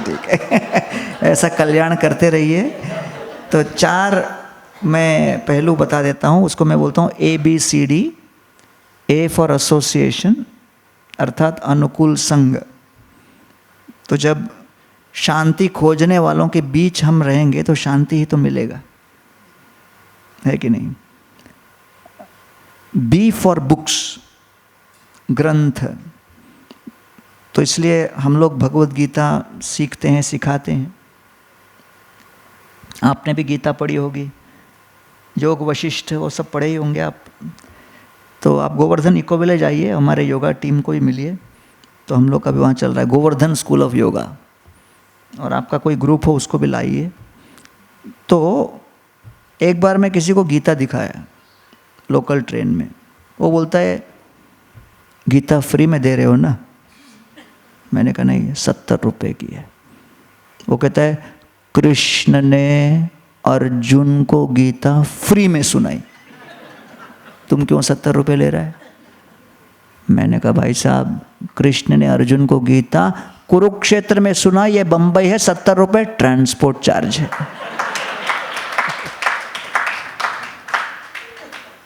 तो हिंदू समाज में सबसे बड़ी आवश्यकता क्या है? गीता को पढ़ने की, समझने की और अपने जीवन में उतारने की। एक आदमी मेरे को पूछता है, स्वामी जी मैं गीता घर पे रखूँगा तो झगड़ा तो नहीं होगा ना? क्योंकि महाभारत में तो गीता सुनाने के बाद ही युद्ध शुरू हुआ। मैंने कहा अभी कोई कम झगड़ा हो रहा है क्या? वो कहता नहीं, वो बात तो सही है। तो मैंने कहा ट्राई करके देखो, मन को शांत करोगे। तो B for books, C for, अच्छा बुक्स का मतलब आजकल के ज़माने के लिए यूट्यूब वीडियो हो गया, ऑनलाइन हो गया, जो भी हो गया। सी फॉर कंटेम्पलेशन। अभी हम लोग तो हरे कृष्णा वाले, तो हम लोग चैंट करते हैं कृष्ण का नाम। आप योगा फॉलो कर रहे हो तो कंटेम्पलेट कीजिए, मनन कीजिए, ध्यान कीजिए, अर्थात आत्मा और परमात्मा के बीच संबंध को स्थायी बनाने, स्थापित करने, कोई भी प्रक्रिया को अपनाना, उसको हम कह सकते हैं कंटेम्पलेशन। ठीक है ना? डी फॉर डाइट, है कि नहीं? अब ये बड़ा कंट्रोवर्शियल हो जाता है, और ये जैसे मैं डाइट बोलता हूँ सब लोग थोड़ा नर्वस हो जाता, अब क्या बोलेगा, पेट पे लात मारेगा हमारे जीभ पर आक्रमण करेगा ये। और कई बार तो प्रोग्राम में हम लोग को देखते ही लोग घबरा जाते हैं कि हम बोलते हैं नहीं नहीं कुछ नहीं, आप हरे कृष्ण, नहीं नहीं हमको पता है। शुरू में आप हरे कृष्ण बोलोगे, बाद में चलकर आप एक एक चीज़ हमारे जीवन से खींच लोगे। तो कई बार लोग पूछते हैं कि भाई पॉडकास्ट में खासकर बहुत सारे होस्ट होते हैं, so Swami ji what do you think, veg और non veg? So I said बाबा that's not the main question, you have to first understand what is your goal. Boxer का डाइट और जिम्नास्ट का डाइट अलग होता है। बॉक्सर अगर जिम्नास्ट का डाइट खाएगा तो पहले ही मुक्के में गिर जाएगा। जिम्नास्ट बॉक्सर का डाइट खाएगा तो छलांग ही नहीं मार पाएगा। तो first you have to define your objective. आपको अपने मन को भड़कीला बनाना है तो आप कुछ खाइए, आपको अपने मन को शांत बनाना है, चिंतन में लगाना है तो दूसरा कुछ हम रेकमेंड करेंगे। अगर डायबिटीज़ वाले डॉक्टर के पास गए, है कि नहीं, और हाई डायबिटीज़ वाला आदमी डॉक्टर को बोलता है मैं क्या नहीं खाऊं, तो डॉक्टर बोलेगा मिठाई मत खाओ। तो बोले अरे शत्रु मेरे, अरे डॉक्टर के पास क्यों आए हो? डायबिटीज़ से मुक्त होने। तो वैसे ही जो हमारे पास आके बोलता है कुछ ऐसा नुस्खा बताइए जिससे हम चिंता से दूर हों और चिंतन कर पाएं, तो चिंता मुक्ति और चिंतन युक्ति के लिए जो अनुकूल भोजन है वो भगवान गीता में कहते हैं पत्रम पुष्पम फलम तोयम यो मे भक्त्या प्रेषयति। शाकाहारी भोजन बिना प्याज और बिना लहसुन के। हाय हाय हाय, अब क्या होगा? लेकिन गोविंदास में आके खा के देख लो, हमारे पास तो अनलिमिटेड वैरायटी है. विश्व में हम लोग के 120 गोविंदा रेस्टोरेंट चल रहे हैं, कुछ प्रॉब्लम नहीं. तो इसलिए आपने अगर सोच लिया कि हमको यहाँ जाना है तो उसके हिसाब से डाइट आपका तय होगा. आहार शुद्धौ सत्वशुद्धि, सत्वशुद्धौ दुरोस्मृति, स्मृति लम्हे सर्वग्रंथिनां विप्रमोक्षा. Everything begins with mind. You want to keep your mind like this, then you work backwards and then accordingly follow. So association, books, chanting and diet, ये हम फॉलो करेंगे, अपने आप धीरे धीरे सब बदल जाएगा. ठीक है, चलिए, धन्यवाद. हाँ, वो पीछे कोई हाथ उठाए. हाँ ठीक है, okay. Moderator, sorry, moderator is the, मैं भूल गया था. Hare Krishna. I'm really grateful to be here today. Yes. नाम बताइए. Mahi. Okay, Mahi. So I'm in my mid-20s and it seems like everything is happening all at once. You're navigating through like job, career, friendships, relationships, so much. How do you know, and you mentioned this, you briefly mentioned the term go-getter, but you should know where you're going and what you're getting. And I feel like I'm a little bit lost on that front. So how do you know that you're living your purpose every day and how do you seek it? Yeah, very good question. And that's the question of everybody in your generation. I would suggest that you have to understand three things: Swabhava, Swadharma and Swarupa. Swabhava is your nature. You could either become absorbed in knowledge, so you are Brahminical. You become absorbed in conflict, you are a Kshatriya. Right? Some people get absorbed in conflict. मजा आता है उनको. अब law का student या lawyer या advocate बैठ के 4 घंटा लॉ बुक पढ़ रहा है, मतलब ये मत सोचो शांति प्रिय है वो. उसको मजा आ रहा है. जितना झगड़ा बढ़े और उसका टेस्ट बढ़ता है. एक हमारा डिवोटी था, बहुत झगड़ा करता रहता था. आधा मतलब महीने का 10 दिन पुलिस स्टेशन में जाके आता था वो. मतलब खुद नहीं, कुछ ना कुछ लड़ाई झगड़ा ये वो. तो सब लोग मेरे को कंप्लेंट किए, यार बहुत ज़्यादा ये रजोगुणी हो गया है, शांत करो इसको. तो मैंने उसको कहा, भाई बद्रीनाथ यात्रा जा रही है, गुरुकुल बच्चों के साथ जाओ, बर्फ़ में थोड़ा दिमाग ठंडा हो जाएगा, और भागवत पढ़ना. तो बुकिंग किया, मथुरा से ट्रेन जा रही थी, बैठ गया वो. बच्चे लोग भी अलग पीछे वाले उसमें थे, उसी बोगी में. और ये बैठ के भागवतम पढ़ा. मेरे को फ़ोन किया, प्रभु फर्स्ट कैंटो लेके बैठा हूँ. स्टार्ट कर दिया पहला. तब पीछे जो बच्चे बैठे थे, अचानक कुछ लोग घुस गए अंदर और बच्चे लोग को हटाने लगे. रिजर्वेशन कुछ नहीं, हम भी बैठेंगे. वो बच्चा भागते हुए इसके पास आया, अंकल प्रभु जी कुछ बाहर के लोग सता रहे हैं. सुना. भागवतम बंद किया, गया 2-4 झापड़ मारा, पकड़ के उनको ट्रेन के बाहर फेंका. पुलिस स्टेशन में रेलवे पुलिस का कंप्लेंट लिखाया. एक आध बार चेन पुलिंग भी किया. फिर अंदर आके बैठ के मेरे को फ़ोन किया वापस कि आपने बोला, मैं ट्राई किया लेकिन सेवा ढूंढते हुए आ गई मेरे पास.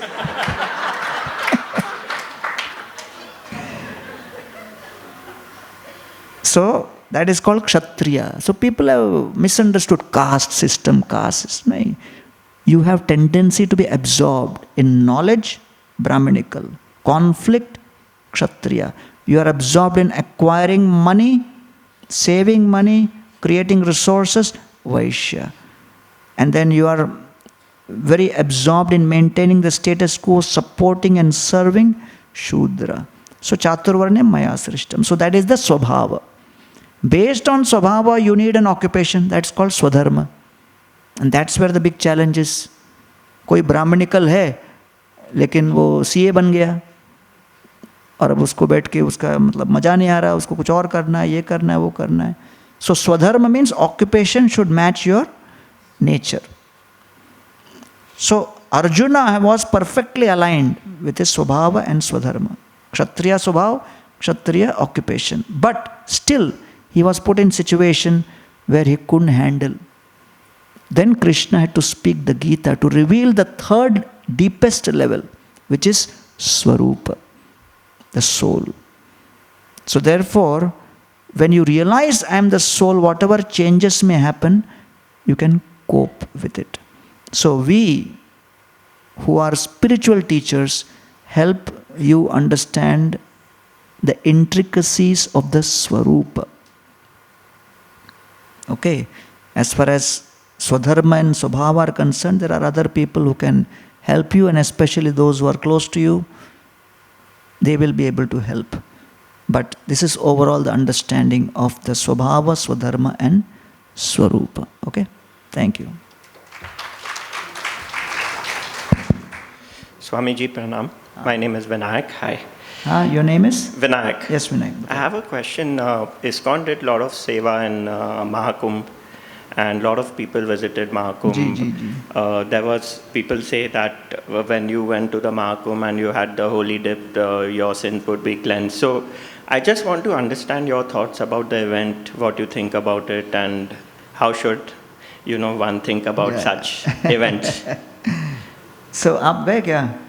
I did not go, so I just want to understand from you. Okay. So the next one is 2027 in Nasik. तो आपका मैं बुकिंग पहले ले लेता हूँ.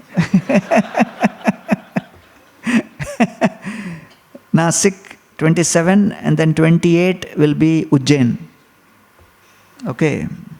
So Kumbh was always happening for thousands of years. समझ रहे ना? But for some reason it was never promoted, never propagated. So since 2004, and I have been attending Kumbh 2001, 2013 and 2025. 12 years का पूरा मैंने attend किया है. Then I have also been in the 2015 Nasik, 2016 Ujjain. So basically it is as I told Shilpi, A for association. Kumbh is nothing but Sangha, association of spiritually minded souls who are coming there to enhance their spiritual understanding. So it's a fact, it's not an exaggeration that 60 crore people came during that couple of months period. Because I personally went in January 3 to 4 times. And ISKCON had set up 4 kitchens, and we served out total 60 lakh plates over the 30 to 40 days period. Every day, almost 100,000 plates every single day. And of course, we were supported by Adani Foundation. So, cooking तो हम लोग पहले से करते थे, लेकिन promotion थोड़ा ज़्यादा हुआ because of whom we were associated with. है कि नहीं? तो गौतम भाई खुद आए थे हमारे किचन में, वो भी अपना थोड़ा बहुत सेवा करके गए. और अडानी ग्रुप के ऑलमोस्ट 500 एम्प्लॉई वहाँ पर अलग अलग टाइम पर आकर सेवा करके गए. सो आई वॉज ऑल्सो इम्प्रेस्ड कि भाई it's a very good transformation. For the first time I saw thousands of new people, educated from cities, who would normally call themselves secular, not so religious or spiritual. They all coming forward, and because hundreds of the people I met at airport only, they were coming and wanting to meet, take selfie, and I would ask everybody, first time? बोले हाँ first time. क्यों? माहौल बना है. इस बार माहौल बना है. तो एक इंक्विजिटिवनेस. एंड देन ये बोले होता क्या है. एयरपोर्ट पे आ गए ऑलरेडी प्रयागराज में. कुंभ में होता क्या है. हम गुम तो नहीं हो जाएंगे, गायब तो नहीं हो जाएंगे. ये वो मतलब there is such a lack of transparency on what our most prominent Hindu spiritual event is. It's mind boggling. So to answer your question, yes, it's a confluence of people who come to take a holy dip. But it is more relevant that dip should inspire you to take a vow, a sankalpa, that just like I took a holy dip, it is not I am dipping only my body, but I am dipping my consciousness into spiritual ambience. And just like now Ganga is purifying my body and my soul, when I go home, I will allow the Gita to purify my consciousness every single day. So the whole idea of coming to the Kumbh is to create an ignition. कि भाई हमने जो किया सो किया, लेकिन अब घर जाकर कुछ आध्यात्म को हम अपने घर का अंग बनाएंगे, जीवन का अंग बनाएंगे. वो संकल्प की प्रेरणा के लिए आपको वहाँ पर आना है. जब देखते हो कि अरे मुझे लगा आध्यात्म का तो मार्केट ही नहीं है, लेकिन यहाँ तो बिना मार्केटिंग के इतने लोग आ रहे हैं, बिना मेक माई ट्रिप के हिसाब से सब लोग आ रहे हैं, कहीं किसी का बुकिंग नहीं, सब झोला उठाए चलते चले गए. So you will see that all of your skepticism, agnosticism, atheism being trampled upon by the faith displayed by crores of people walking there only wanting spirituality. उसके सामने आपका agnosticism, atheism क्या करेगा? गायब ही हो जाएगा. अरे टाइम क्या हुआ? हरे कृष्णा प्रभु जी. जी हरे जी जी कृष्णा. जी हरे कृष्णा हरे Krishna. So I have been a student of the Bhagavad Gita since the last 5-6 years. अच्छा. And I was blessed to have actually again studied it at GEV. I met you there, Prabhuji, just 10 days ago. We did a whole program, 10 days we studied the yes, Bhagavad yes. Gita. My question to you, Prabhuji, today is, like bhakti is transcending your 5 senses, your gunas, in the devotional service of the supreme consciousness. What is tapa? In today's modern What is tapa, tapa? in today's day-to-day life, how can we understand and practice tapa? आराधितो यदि हरि तपसा ततः किम, नाराधितो यदि हरि तपसा ततः किम, अंतर बहिर यदि हरि तपसा तथा किम, नांतर बहिर यदि हरि तपसा तथा किम. समझे?